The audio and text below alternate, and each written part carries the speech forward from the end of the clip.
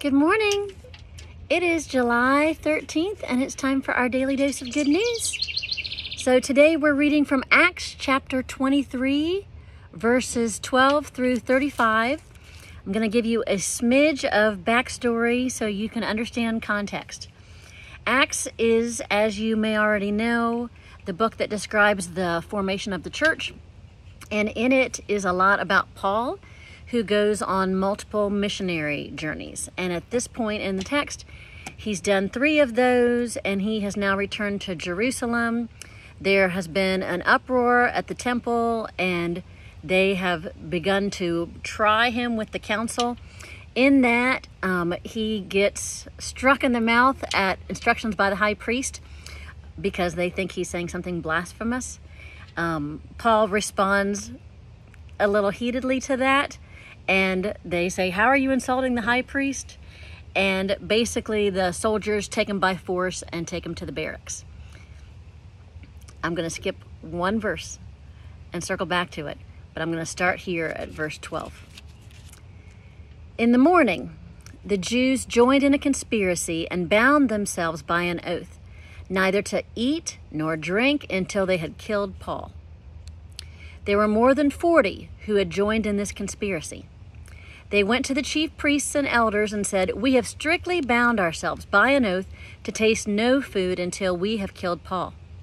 Now then, you and the council must notify the tribune to bring him down to you, on the pretext that you want to make a more thorough examination of his case, and we are ready to do away with him before he arrives." Now, the son of Paul's sister heard about the ambush, so he went and gained entrance to the barracks and told Paul. Paul called one of the centurions and said, "Take this young man to the tribune, for he has something to report to him." So he took him, brought him to the tribune, and said, "The prisoner Paul called me and asked me to bring this young man to you.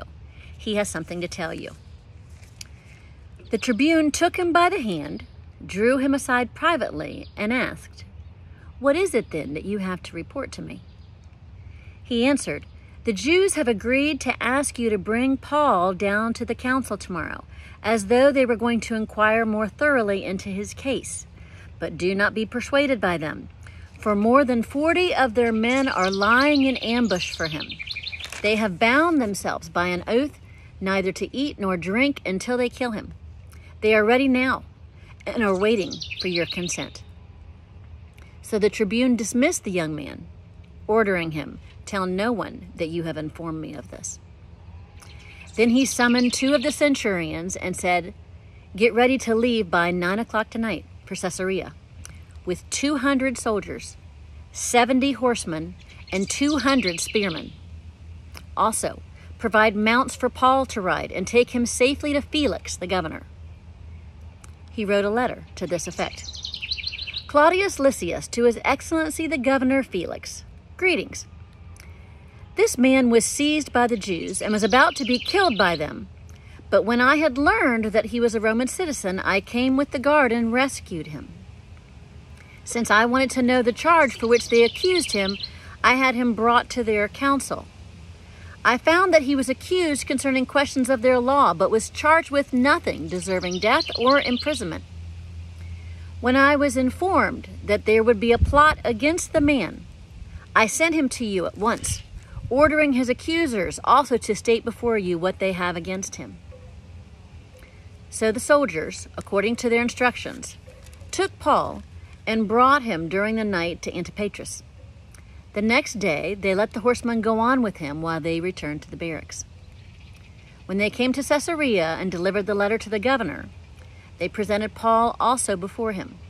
On reading the letter, he asked what province he belonged to. And when he learned that he was from Cilicia, he said, "I will give you a hearing when your accusers arrive." Then he ordered that he be kept under guard in Herod's headquarters. Here ends the reading. In this text, it's complicated, isn't it? It's overwhelming. Paul is doing what he thinks he is supposed to do in the temple, And the Sadducees and the Pharisees are in a disagreement as they debate whether resurrection life is actually going to happen or not. And there's a great clamor, and they debate whether or not they find offense with Paul, and Paul is arrested. And Paul could look at the scenario and think he's in way over his head, that now he's in the barracks, he's locked up. Now he hears that there are 40 men who aren't going to eat until he's dead, that are plotting to kill him. They have a strategy, they have a plan.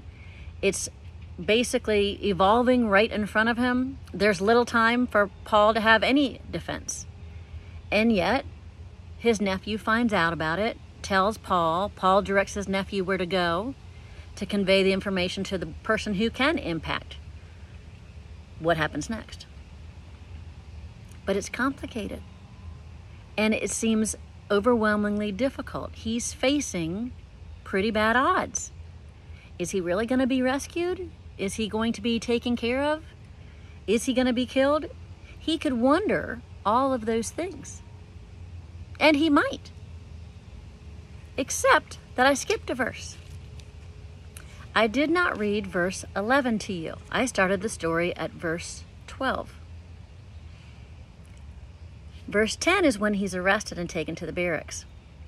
Verse 12 is when the Jews have this conspiracy against him. But in verse 11, God talks to Paul.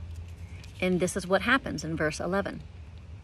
That night, the Lord stood near him and said, "Keep up your courage, for just as you have testified for me in Jerusalem, so you must bear witness also in Rome." So, without verse 11, it can look pretty dismal and pretty bleak for Paul, and overwhelming and scary and frightening, and it might seem super intimidating. But that verse 11 reminds Paul and reminds us, the readers, that God is in charge of the situation. And that God is unfolding a plan the way God wants it to, that God wants Paul in Rome to testify and witness in Rome. And that's part of God's purposes. So even though in Paul's eyes it might seem bleak and like things are taking a turn for the worse, God lets him know ahead of time, this is my plan, and I'm with you in it, and I want you to testify and witness to me in Rome. And I just want to emphasize that today, because we don't often have God standing next to us and saying audibly so that we can hear it, "Keep up your courage, this is my plan for you," or "This is my plan for the world," or "This is my plan for right now." We often don't have verse 11 ourselves in our own individual daily lives. But that does not mean that verse 11 isn't present. That doesn't mean that our lives are not unfolding the way God plans and wants and desires for us. So I challenge you, even in the midst of whatever may seem bleak or difficult or troublesome or complicated in front of you, to imagine God next to you, and God whispering specifically to you, "Keep up your courage." To remember that God is in charge, and to let God's plans unfold before you, and to be actively engaged and a part of them for the mission of this world. Enjoy the day, everybody. Bye-bye.